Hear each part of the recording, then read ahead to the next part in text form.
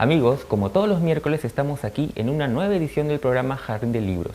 En esta oportunidad tendremos un programa muy interesante porque contaremos con la presencia de la escritora peruana Susan Noltenius, que viene a presentar Tres Mujeres, publicado por la editorial Animal de Invierno. Además, desde París contaremos con la presencia del escritor peruano José Rosas Ribeiro, quien nos hablará sobre No recomendado para señoritas, su más reciente libro, publicado por la editorial Suma. Y en la sección de recomendación de libros, pues comentaremos las últimas publicaciones que nos han llegado. Por ejemplo, la reedición de La iluminación de Katsuo Nakamatsu, esta novela de Augusto Higa. Hablaremos de Historias inconscientes, vidas al límite, del psicoanalista argentino Gabriel Rolón, publicado por Planeta. Y también mencionaremos a Derretimiento, esta novela muy interesante de Daniel Mella, publicado por Santuario Editorial. Y como no podía faltar, el rescate de la semana, tendremos Año Sabático, un estupendo libro del escritor José Wich. Es su primer libro del que hablaremos en la sección de recomendación de libros. Así que amigos, empecemos con las entrevistas de esta edición del programa.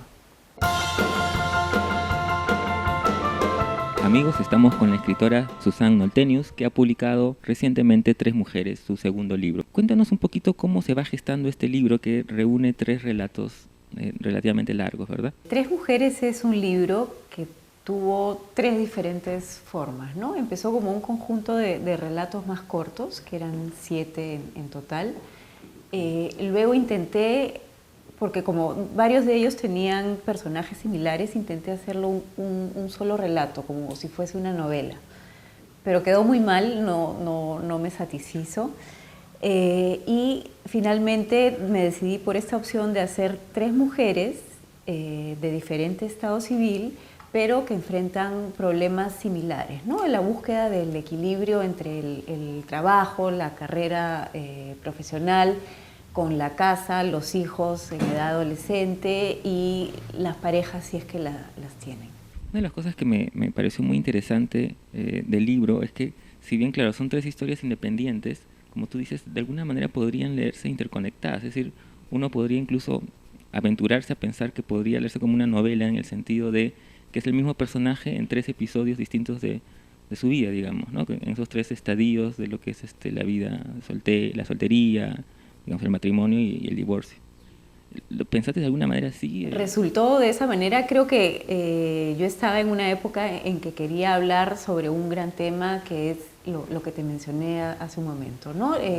Mujeres que se abren paso en el mundo corporativo, que es un ambiente muy machista, donde tienen la cuesta muy empinada y a la vez tienen que lidiar con la adolescencia de los hijos, ¿no? Que es la etapa más difícil para ser madre, ¿no? Entonces, creo que mis ganas o mi inquietud por abordar este tema fue lo que me hizo crear estos tres personajes enfrentando situaciones similares. Otra cosa interesante que es, por lo menos en mi lectura, es que las tres historias nos tratan sobre cosas aparentemente cotidianas, ¿no? De las relaciones interpersonales, la vida con los hijos, por ejemplo, como lo que mencionas, los problemas con los adolescentes. Y uno va construyendo en esos detalles pues el lienzo más grande de la vida, de la experiencia humana, de alguna manera, ¿no? Uh-huh.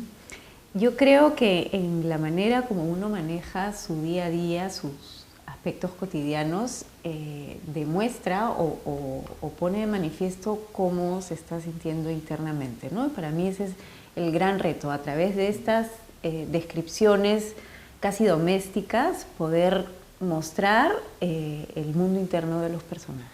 Cuéntame un poquito de este libro en relación a tu primer libro, que se publicó en el 2006, Crisis Respiratoria. Digamos, han pasado bastante tiempo. ¿Por qué tanto tiempo, digamos, entre ese libro y este? En realidad yo en el ambiente literario, en el oficio de la escritura, soy como una outsider, ¿no? No es lo principal a lo que me dedico, sí es lo que más me apasiona, lo que más me gusta, pero tuve que priorizar otras responsabilidades en el camino y finalmente pude reorganizarme para escribir un nuevo libro. ¿Cómo fue el proceso ya de escritura, digamos? Volver a escribir fue muy difícil porque llevaba tiempo fuera de la actividad, de la práctica, de la concentración y fue casi como manejar un tanque a pedales, más o menos. Pero luego uno va avanzando, ¿no? Recurrí a amigos que sí están en el ambiente, a escritores muy queridos, muy admirados, y con el soporte de ellos fui avanzando hasta que logré este nuevo proyecto. ¿Cómo ves tu libro, este segundo libro, respecto al primero? Digamos, viéndolo a la distancia, hay obviamente temas recurrentes, pero también hay una apuesta por otras formas de expresarte. Lo que me alegra es que he podido escribir relatos más largos, ¿no? Los cuentos de crisis respiratoria eran cuentos entre 12, 15, 18 páginas en el mejor de los casos, ¿no? Ahora estamos hablando de cuentos que van de 30 páginas cada uno, ¿no? Entonces,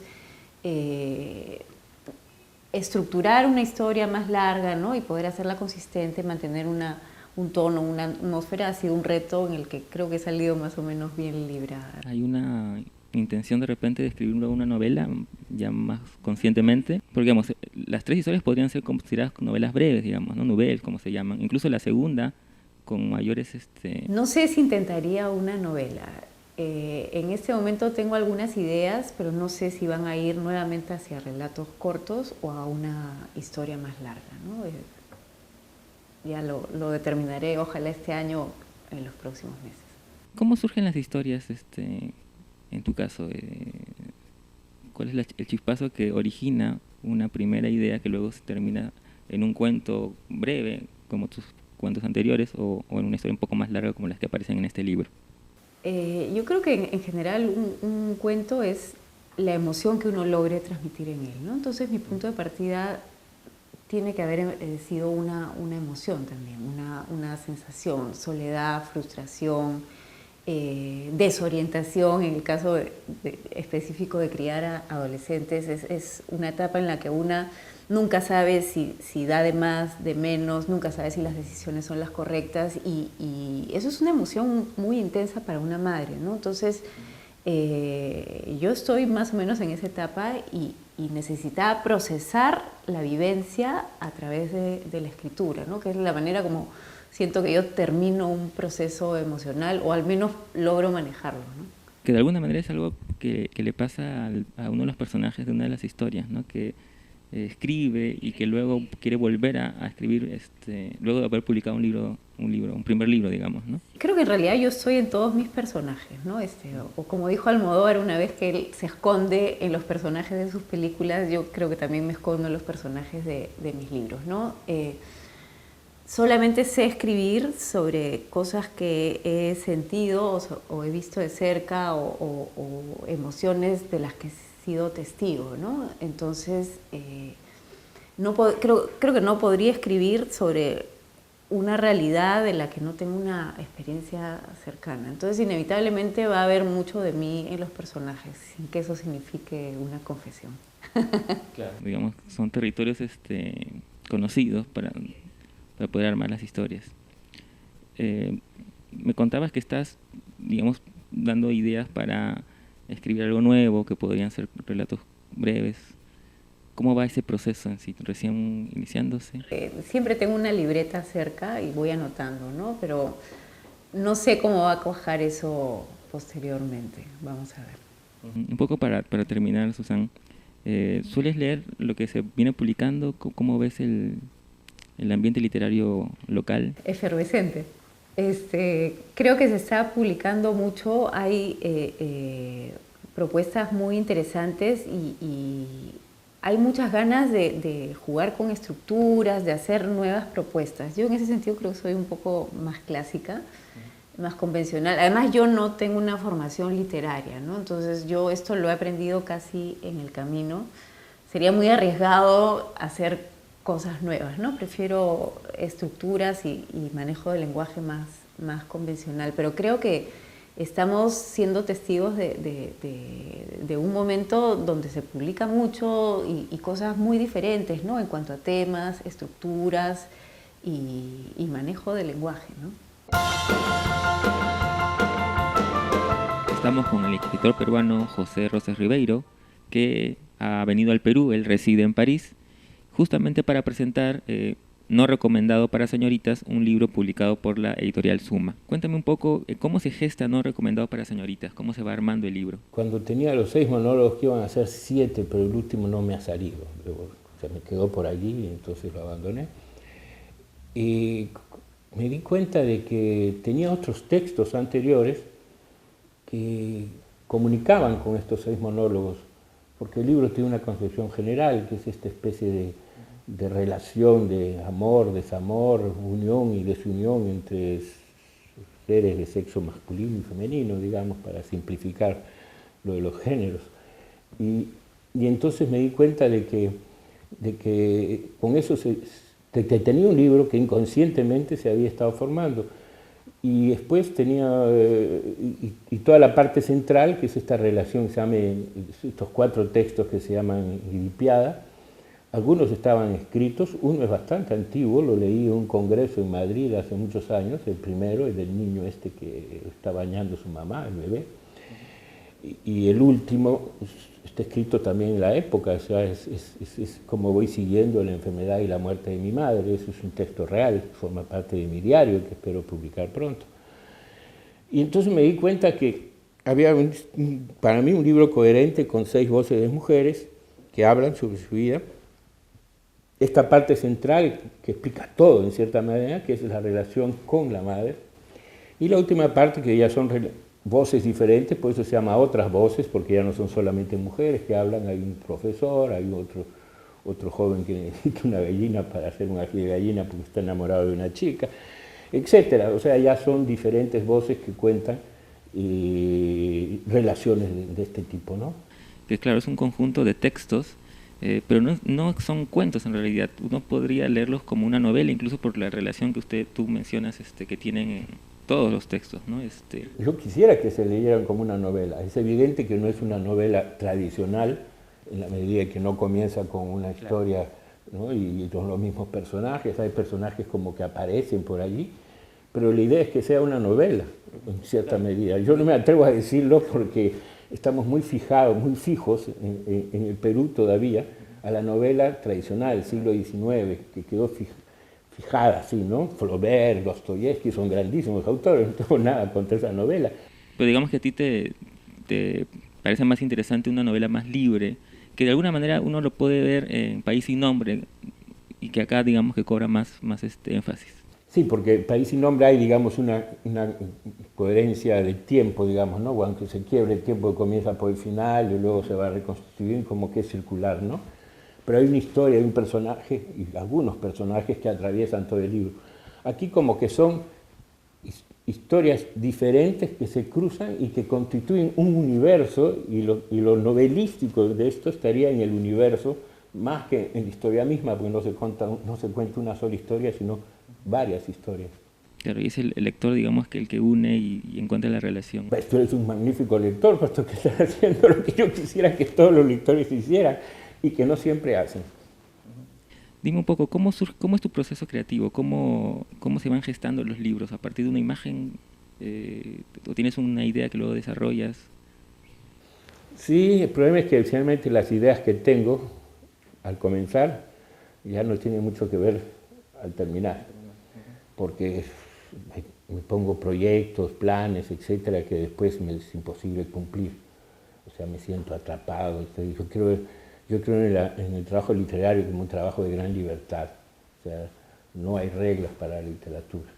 Entonces, tener un proyecto y un plan puede servir para dar los primeros pasos, pero conforme comienzas a caminar te liberas. Es como el niño, ¿no? Que comienza a caminar y comienza a ver que poniendo un pie delante del otro puede avanzar, pero cuando ya sabe, comienza a correr como loquito para todas partes y ya no hay quien lo pare, ¿no? Y ahí, entonces ya va para todos sitios y vemos a los niños cómo corren allí.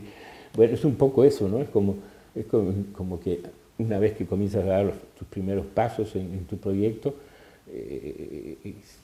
te vas liberando de cosas que te habías fijado al comienzo, y el libro va saliendo y se va transformando, y el libro que sale al final no es necesariamente el que pensaste al comienzo. Ahora tú escribes un diario. Aquí en el Perú no hay una tradición tan fuerte en el género de los diarios. Digamos, uno puede pensar en Ribeiro y ahí nos acabamos los nombres, ¿no? ¿Qué es lo que te llama la atención del diario en sí? Me gusta eso justamente de que, no lo he inventado yo, creo que fue Andrés Trapielo, un escritor español que escribe en diario hace muchos años y que ha teorizado sobre el diario, es uno de los pocos escritores de lengua española que tiene un libro de reflexión sobre el diario. Y creo que es él que dice que un diario es una novela en movimiento. O sea, en un diario hay un personaje, pero un personaje a quien vamos a conocer en diversos aspectos de su vida, hasta lo más banales, a lo largo de un tiempo bastante extenso, ¿no? Salvo que el autor del diario se muera y ahí se acaba el libro. Esa es la diferencia también de una novela, ¿no? Que la duración del diario es la duración del autor. Pero es como una especie de novela, finalmente, si entendiéramos la novela fuera de estas cosas rígidas, ¿no? O sea, la novela es una historia que se construye con multiplicidad de cosas, ¿sí? Y el diario es una historia, porque al final uno lee un diario, aunque tenga 2000 páginas, hay una historia que es la historia del diarista, o sea, de la persona que lo escribe, al que a lo largo de los años y de los días y de las semanas y de los meses le van pasando cosas importantes, cosas dolorosas, cosas alegres, cosas banales, tantas cosas que van pasando y que en sí mismas no tienen importancia, pero que al reaparecer en un diario cobran una importancia mucho mayor, ¿no? El diario me parece un género maravilloso, y tú hacías la referencia al hecho de que en el Perú casi no se practica, y es verdad. Casi no hay diarios, y tenemos el de Ribeiro, del que se han publicado solo 3 tomos y que están 9 por allí inéditos, y que espero estar en vida cuando se publique, aunque tengo mis dudas. Y justamente con Ribeiro hablábamos mucho sobre eso, y termina la coincidencia de que él me decía al final, pucha, en este país los únicos que escriben diarios se apellidan Ribeiro. Y es extraño, finalmente es extraño, ¿no? ¿Cómo va la escritura del diario? Se podía imaginar que estando aquí en el Perú, tengo muchas nuevas cosas que contar, pero escribo muy poco el diario aquí. O sea, como que creo que he hecho 4 o 5 entradas nomás en un mes, lo cual es poco, porque a veces escribo todos los días. Y no es que no me pasen cosas, sino como que las resumo, como que hago un compendio de las cosas y en vez de ir anotándolas día a día, ¿no? Es extraño, no termino de explicármelo y justamente he escrito sobre eso en el diario. O sea, eso es otra cosa que es interesante en el diario, que en el diario se reflexiona sobre el mismo hecho de escribir, cosa que se está haciendo también ahora en la novela, etcétera, ¿no? Con los textos híbridos, que es un legado del diario, creo, a la ficción, digamos, ¿no? La posibilidad de la reflexión sobre la literatura misma, sobre el hecho mismo de escribir, sobre el mismo hecho de situarse en el mundo como alguien que escribe, ¿no? Y entonces todo eso va entrando en ese diario, y como verás en este libro hay una parte del diario, porque he recopilado cosas del diario escritas al lado de la cama de mi madre durante el largo proceso de su enfermedad y su agonía, y hasta su muerte. Un poco para terminar, José, estás embarcado en un nuevo proyecto que es el de dirigir justamente uno de los monólogos que aparecen en el libro, dos monólogos. Cuéntame brevemente cómo es esa aventura. Esa es una aventura que ojalá se realice, eso está por verse, pero bueno, ya tenemos a las actrices seleccionadas, excelentes, una de ellas Antonieta Pay, que es una actriz excelentísima, aprobada de los años de 4 tablas y todo el trabajo que ha hecho después, y que está encantada con el proyecto. Es la idea de que, bueno, uno de estos textos es el que se llama Mira lo que has hecho de mí, y está inspirado en un poema de Blanca Varela. Ya fue puesto en escena, yo mismo lo hice en un festival en México, de una manera muy rápida, con muy pocos recursos, como es en general en los festivales en nuestros países. Pero la actriz y yo viajamos a México y se hizo 2 representaciones de este texto, Mira lo que has hecho de mí. Es evidente que ahora lo vamos a hacer con una actriz de mayor experiencia, como es Antonieta Pari, y entonces la idea es unir este texto con uno que es el último de los 6 de los monólogos, que se llama No hay putas, porque encontré que son 2 textos que comunican entre ellos de manera antagónica. No hay putas es el texto de una chica, de una mujer treintañera más o menos, que ha tenido una vida muy libre, sexual, etcétera, y que en un momento como que reniega de todo eso y lo que quisiera tener es un noviecito, un marido, y casarse y tener hijos y tener una vida formal, ¿no? Y todo eso, ese monólogo lo realiza enfrente de que ha sido su compañero y otra chica que está con él, ¿no? Podría imaginarse que han tenido una especie de trío y que ya ella se separa de ese trío y quiere hacer una vida aparte, ¿no? En verdad está basado en una película que me encanta a mí, que se llama, según yo, una de las más grandes películas de la historia del cine, que se llama La mamá y la puta, de un realizador francés, Jean Eustache. La idea es que comience la representación de esto con una proyección de un momento en que esta mujer monologa en francés, ¿no? Al lado de Jean-Pierre Léaud y la otra, creo que es Dominique Lafont, creo que es la otra actriz. Pues comenzaría con la proyección de eso y luego entraríamos de lleno a este monólogo en el que habrán dos personajes mudos que se moverán en escena, como es en la película, ¿no? Y él comenzaría por ahí, o sea, el ideal de la vida matrimonial. Y el segundo, mira, lo que has hecho de mí es lo contrario absoluto, es la decepción absoluta frente a la vida matrimonial de esta mujer que vive con un hombre, ya parece hace 20 o 30 años, ¿no? Tiene 3 hijos, ha recorrido el mundo con él, ha hecho muchas cosas, pero está en una condición de opresión muy fuerte, ¿no? Y trata de rebelarse, y bueno, su rebelión es un poco simbólica, para decirlo de alguna manera. No sé si debo decir cuál es su rebelión exactamente, pero su rebelión es simbólica, es un acto simbólico que le puede costar el matrimonio, ¿no? Porque yo me preguntaba qué pasaría si a mí me hacen eso, probablemente ahí se acabó, ¿no? Amigos, en la sección de recomendación de libros tenemos las últimas novedades editoriales y hablaremos primero de la reedición de La Iluminación de Katsuo Nakamatsu, la celebrada novela de Augusto Higa. La primera edición de esta novela se publicó en el año 2000 y ahora, gracias a la Asociación Peruana Japonesa, se ha reeditado en una muy bonita edición con una portada bastante interesante en términos de diseño. Esta novela, como recordarán, trata sobre este profesor, Katsuo Nakamatsu, ya retirado, y que de alguna manera plantea una suerte de travesía hacia la locura, ¿no? En la novela aparecen en algunos momentos el poeta peruano Martín Adán, por ejemplo, y hay una especie de relación que uno puede hacer entre el personaje de Nakamatsu y el poeta peruano.